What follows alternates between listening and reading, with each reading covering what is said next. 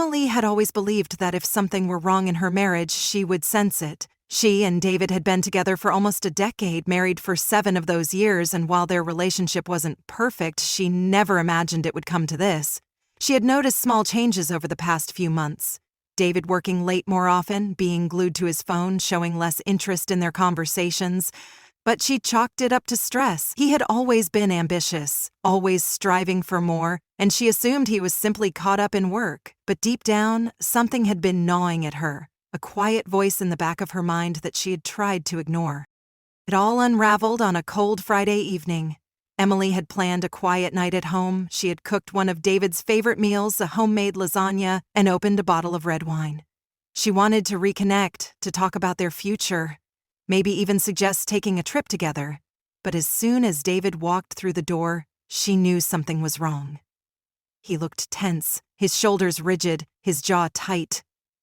He didn't even glance at the dining table, didn't acknowledge the effort she had put into making the evening special. "Emily," he said, his voice flat, "we need to talk." A chill ran through her. She placed the wine glass she had been holding onto the table, her fingers suddenly unsteady. "Okay," she said, cautiously. David exhaled and ran a hand through his hair. "I don't know how to say this, so I'll just be direct." He paused, as if gathering the courage to say the words. "I want a divorce." The words hit her like a physical blow. For a moment, she thought she had misheard him. The room seemed to shrink, the air suddenly too thick to breathe. "What?" she asked, her voice barely above a whisper. David's eyes darted away. "I don't love you the way I used to," he said. "I've been unhappy for a while, and there's someone else." The final words landed like a second punch. Emily felt her stomach drop, her heart pound so loudly it drowned out every other sound. Someone else! She swallowed hard, trying to steady herself, trying to make sense of what he was saying. "You're having an affair?" David sighed, as if this was something he had already come to terms with, something he expected her to accept. "It's not just an affair, Emily. It's more than that. I love her." Her entire body went cold. This wasn't just a mistake, some meaningless fling. He was telling her that he loved another woman, that he had built a secret world outside of their marriage, that he was willing to destroy everything they had for someone else. For a few long moments, neither of them spoke. Emily's mind raced through memories, holidays, anniversaries, late-night conversations, the small moments that had made up their life together. Had all of it meant nothing to him? "Who is she?" she finally asked, her voice shaking. David hesitated. "Her name is Lauren. We met at work." Emily let out a bitter laugh. Of course, the late nights, the unexplained absences, the way he had been more protective of his phone. She had seen all the signs but had refused to believe them. "How long?" she asked, though she wasn't sure she wanted to hear the answer. 6 months, he admitted. 6 months. Half a year. While she had been going about her days, believing they were just going through a rough patch, he had been living a double life. She clenched her fists, forcing herself to stay calm. "So what now?" she asked, her voice sharper than she intended. "You think you can just walk away and start a new life with her?" David ran a hand down his face. "I don't want to hurt you, Emily. But this marriage isn't working. We're not happy." "We're not happy." He had already rewritten their history, already decided that their years together were a mistake. Emily wanted to scream, to throw something, to make him feel even a fraction of the pain she was experiencing. But instead, she forced herself to breathe. "What about me?" she asked. "Do I just disappear from your life like none of this ever happened?" David hesitated. "I'll make sure you're taken care of," he said. "Financially, I mean." A fresh wave of anger surged through her. "You think this is about money?" she snapped. "You think you can just pay me off and walk away guilt-free?" His expression darkened. "I'm trying to do the right thing here." "The right thing?" she repeated, incredulous. "The right thing would have been to end our marriage before you started sleeping with someone else." David sighed, as if he was already exhausted by the conversation, as if her anger was an inconvenience. Look, I don't want to fight. I just want us both to move on. Move on. As if it were that simple. As if he hadn't just shattered the life they had built together. Emily felt her eyes burn with tears, but she refused to let them fall. She wouldn't give him the satisfaction of seeing her break down. Fine, she said, her voice cold. If this is what you want, then we'll do it, but don't expect me to make it easy for you. David looked at her warily. What does that mean? She lifted her chin. It means you don't get to walk away without consequences. For the first time, David looked nervous. Maybe he had expected her to cry, to beg, to crumble. But Emily wasn't going to make this easy. If he thought he could destroy her and run off into the sunset with his mistress, he was sorely mistaken. She turned away from him, her mind already racing. She didn't know what she was going to do yet, but one thing was certain. David would regret this decision. Maybe not today, maybe not tomorrow, but one day he would realize what he had lost, and by then it would be too late. Emily had never been the type to wallow in self-pity. Yes, she had spent the first few days after David's confession in a daze, barely able to eat or sleep, her mind cycling through the same questions over and over again. How had she missed the signs? Had he ever truly loved her? Had their entire marriage been a lie? But grief could only paralyze her for so long. After the initial shock wore off, something else took its place. If David thought he could throw her aside and start fresh with his mistress, he was sorely mistaken. She wasn't going to beg him to stay. She wasn't going to plead for his love. She was going to make sure that when he left, he would regret it for the rest of his life. The first step was understanding exactly what she was up against.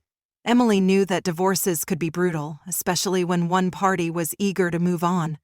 David would likely want to wrap things up quickly so he could marry Lauren and start his shiny new life without any strings attached. But Emily had no intention of making this easy. She started with a meeting with a lawyer. Not just any lawyer, one of the best divorce attorneys in the city, a woman named Victoria Langley, whose reputation for securing favorable settlements was legendary. Emily sat across from her in a sleek, modern office, fingers wrapped tightly around her coffee cup. Victoria glanced at the papers Emily had brought, financial records, bank statements, and, most importantly, evidence of David's affair. "You've done your homework," she noted, arching an eyebrow. "I don't want to be blindsided," Emily said firmly. Victoria nodded. "Good, because this is about to get messy." They discussed strategy. Since David had admitted to the affair, Emily had leverage. Judges didn't look kindly on infidelity, especially in a marriage where both partners had contributed equally. Emily and David had built a comfortable life together, joint savings, investments, and even a vacation home in upstate New York. Legally, Emily was entitled to her fair share, if not more. "What do you want?" Victoria asked, leaning forward. Emily hesitated. What did she want? She wanted her life back. She wanted to erase the past 6 months and pretend none of this had ever happened. But that wasn't possible.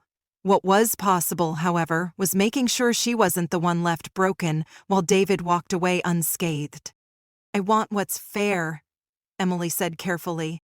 "But I also want him to feel the weight of his decisions." Victoria's lips curved slightly. "Then we'll make sure he does." Over the next few weeks, Emily put her plan into motion. She moved through the legal process methodically, never letting her emotions cloud her judgment. She documented everything, every bank transaction, every shared asset, every investment they had made together. She made sure that when David filed for divorce, she was more than ready. But the legal side was only part of it. She wanted David to feel what she had felt. The betrayal, the loss, the realization that life didn't just move on without consequences. And for that, she needed to be strategic.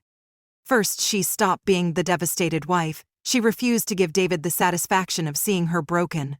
The next time they met to discuss the divorce, she made sure she looked her best. Her hair styled, her makeup flawless, wearing a dress that made her look effortlessly confident. David seemed caught off guard when she walked into the cafe where they were meeting. He had expected tears, anger, maybe even desperation. Instead, She sat down across from him with a calm, almost detached expression. "You look different," he said slowly. Emily smiled, sipping her coffee. "I feel different." David frowned, as if this wasn't how he had imagined things going. "I just want to make sure we can get through this smoothly," he said. "No need to drag it out." Emily tilted her head. "Smoothly? You mean quickly?" He hesitated. "I just think it's best for both of us to move on." She let out a small laugh. "For both of us? Or for you?"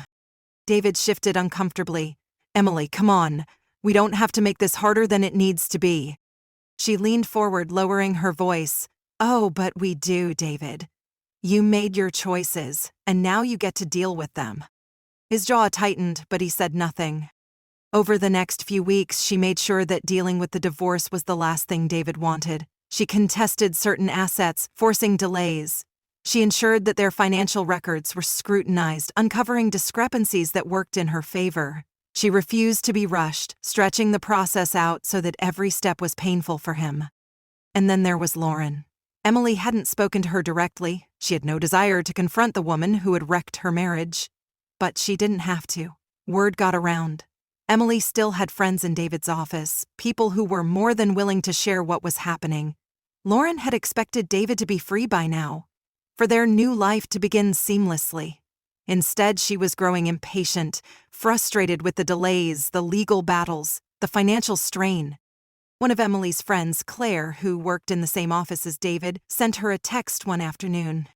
"Lauren came to the office today. They had a huge fight in the hallway, something about her not wanting to wait forever." Emily allowed herself a small smile, so things weren't as perfect as David had imagined. But she wasn't done yet. She made sure to live her life fully, publicly, so David could see what he had lost. She went out more, reconnected with old friends, took weekend trips. She posted pictures of herself smiling, laughing, looking happier than she had in years, and people noticed, including David. One evening, she received a message from him. It was short, hesitant. "You seem different. Happier." Emily stared at the screen for a moment before typing back, "I am." She didn't ask how he was doing. She didn't offer any room for conversation. She wanted him to sit with that thought, to wonder what he had thrown away. David had expected her to crumble. He had expected her to be angry, bitter, unable to move on. But instead, she was thriving, and it was only a matter of time before he realized just how much he had lost. And when that day came, she would be ready. Emily had always thought that divorce would be a straightforward process. Sign some papers, divide assets, and go their separate ways. But as the weeks stretched into months, she realized that ending a marriage was rarely that simple, especially when emotions, betrayal, and pride were involved. David had expected things to be easy. He had assumed she would quietly accept his terms, let him go, and allow him to start his new life with Lauren without a fight. But Emily wasn't going to be discarded like an old piece of furniture. She had built a life with him, contributed just as much as he had, and she refused to let him walk away without consequences. At first, David tried to be diplomatic. He sent her messages about wanting to keep things civil and making this as painless as possible. But Emily saw through the thinly veiled attempt to rush the process. The sooner the divorce was finalized, the sooner he could be with Lauren without any lingering obligations. She didn't respond to his messages right away. Instead, she made sure that every step of the process worked in her favor. With Victoria, her lawyer, by her side, she contested assets, questioned financial records, and refused to be bullied into an unfair settlement. David's frustration grew with each delay. She could see it in his emails, in his voice during their brief phone conversations. "This doesn't have to be complicated," he said one afternoon when he called her unexpectedly. Emily leaned back in her chair, twirling a pen between her fingers. "I agree," she said lightly. "It could have been simple if you hadn't cheated on me." David sighed, the irritation evident in his voice. "I told you I didn't plan for this to happen. I just fell in love with someone else." Emily rolled her eyes. "And now you expect me to just step aside quietly?" I expect you to be reasonable, he shot back. Reasonable? She repeated, laughing humorlessly. David, you don't get to decide what's reasonable after lying to me for 6 months. There was silence on the other end. For a moment, she thought he might apologize, but of course he didn't. Instead, he muttered, "Fine, do whatever you need to do," before hanging up. From that moment on, the divorce battle became less about logistics and more about control. David, clearly growing impatient, started making mistakes. He underestimated her resolve, assuming that eventually she would get tired of fighting, but instead of backing down, Emily doubled down. She had her lawyer push for every legal advantage possible. She ensured that her financial future was secure, negotiating for a significant portion of their joint assets. She fought for their vacation home, the one they had bought together in upstate New York, because she knew it would sting for David to lose it. And it did. One evening, Emily received a text from Claire, her friend who still worked with David. He's been in a mood all day. Apparently, Lauren isn't thrilled about how much he's losing in the divorce. Emily smiled at her phone. Good. Lauren had expected to walk into a perfect life with David, assuming that once he was free, they would live happily ever after. But reality was setting in. Divorce was expensive, messy, and Lauren, who had likely been enamored with the idea of David as a romantic, passionate man leaving his marriage for true love, was now seeing another side of him, the side that was frustrated, stressed, and financially strained. The cracks in their relationship started showing. David, never one to handle stress well, began making desperate attempts to regain control. He started reaching out to Emily again, his messages shifting from frustration to something almost resembling regret. "Can we at least talk?" he texted one night. Emily stared at the screen, debating whether to ignore him, but she wanted to hear it, to hear in his voice that he was struggling. So, she called him. He picked up immediately. "Emily," he said, sounding relieved. "What do you want, David?" she asked, her tone cool. A pause. I don't want things to be like this." "Like what?" she challenged. "Hostile. Messy." She let out a soft laugh. "You mean you don't like dealing with the consequences of your actions?" He exhaled sharply. "That's not fair." "Oh, I think it is." Another pause. Then, almost hesitantly, he said, "I saw some pictures of you the other day." Emily's heart skipped a beat, but she kept her voice steady. "And? You look happy," he admitted. "I am." David didn't say anything for a moment. Then, with a strained voice, he asked, "Did you ever love me?" That caught her off guard. She had spent so much time being angry, so much time focusing on the betrayal, that she hadn't allowed herself to reflect on the love they had once shared. Because yes, she had loved him. Deeply, she had built her life around him, trusted him, believed in him. But that love had been shattered. "I did," she finally said, "but not anymore." She could hear him exhale, as if her words hit him harder than he had expected. "I'm sorry, Emily," he murmured, "for everything." It was the first time he had apologized, but it was too late. "I don't need your apology," she said. "I just need you to sign the papers." She ended the call before he could respond. The next day, David finally agreed to the terms of the divorce. It wasn't the outcome he had wanted, but he had no choice. He signed the papers, and just like that, their marriage was officially over.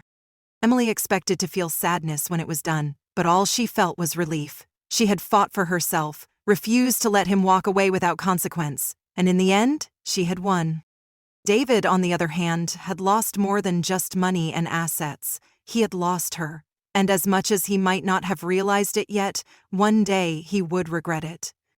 Emily had imagined this moment 1,000 times, the day her divorce from David would be finalized, the day she would walk away from their marriage for good. She had thought she might feel grief, anger, maybe even some lingering sadness. After all, she had spent years of her life loving him, building a future together. But when the final papers were signed and the last legal battle was over, all she felt was a strange, overwhelming sense of freedom.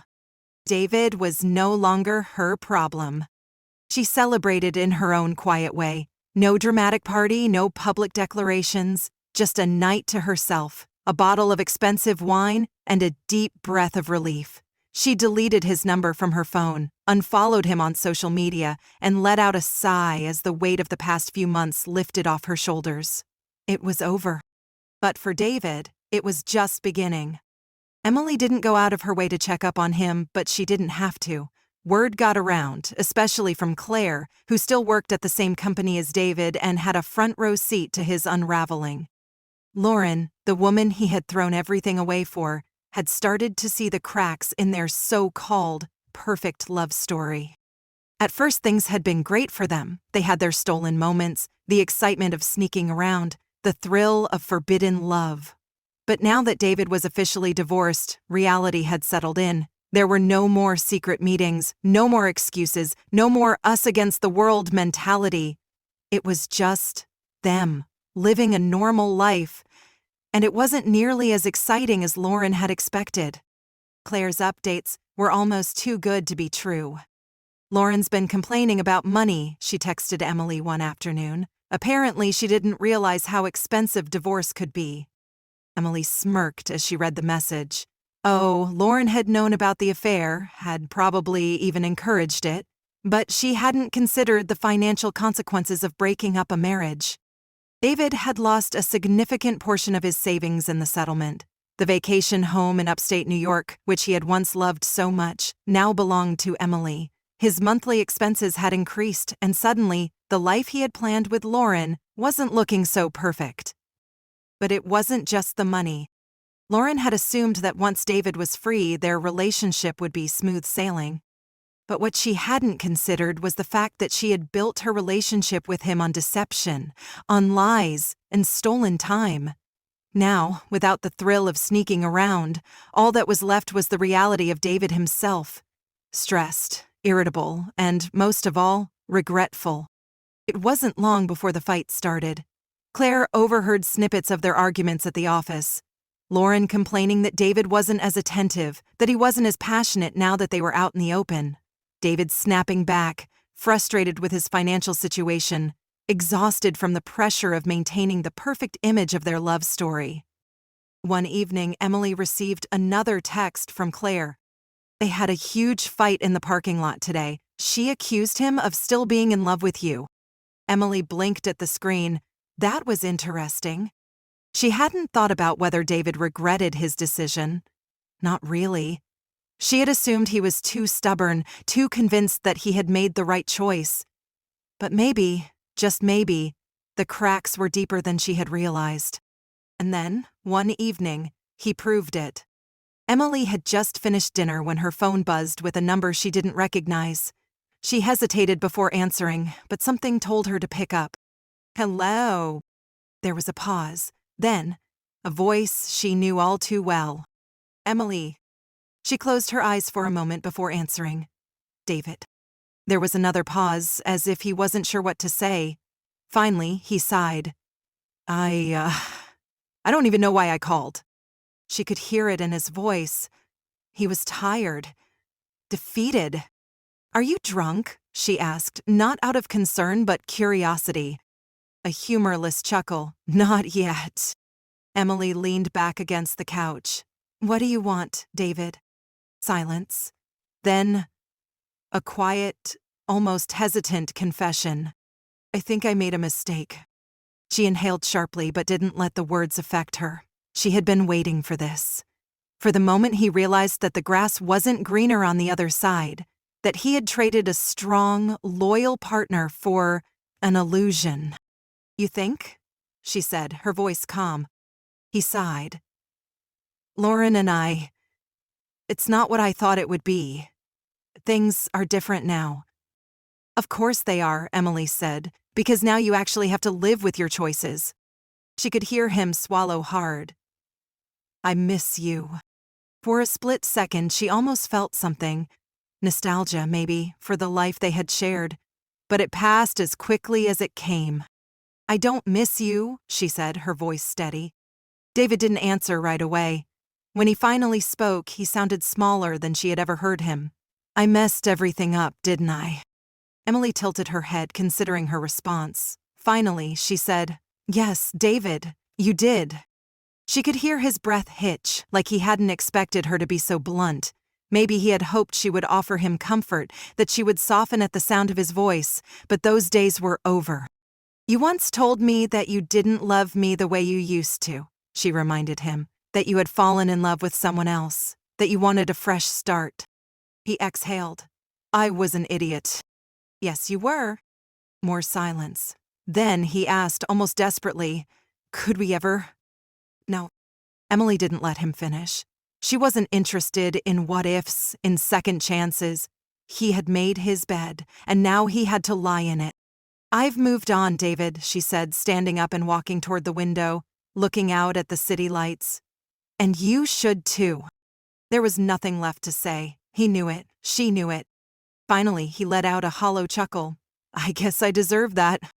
Yes, Emily said simply, you do. And with that, she ended the call. She stared at her phone for a long moment, then smiled to herself. David had gotten exactly what he wanted. A new life, a new woman, a fresh start. And now he was living with the consequences of it. As for Emily, she was finally free.